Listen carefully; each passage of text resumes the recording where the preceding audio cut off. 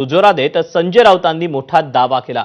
विधानसभा निवडणुकीवेळी 2 व्यक्तींनी मतदान वाढवून देण्याची ऑफर दिल्याचा दावा काल शरद पवारांनी केला होता। त्यानंतर आता उद्धव ठाकरेंनाही अशाच प्रकारे काही लोक भेटले आणि त्यांना ऑफर दिली असा दावा खासदार संजय राऊतांनी केला।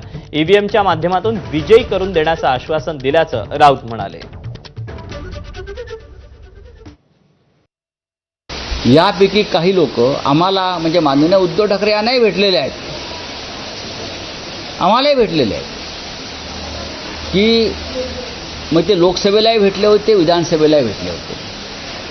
आम्ही त्यांना सांगितलं की आमचा लोकशाहीवरती विश्वास आहे। उद्धवजी जरा म्हणाले, मी तेव्हा उपस्थित होतो, देशातलं वातावरण पाहता लोकसभा आम्ही 100% जिंकू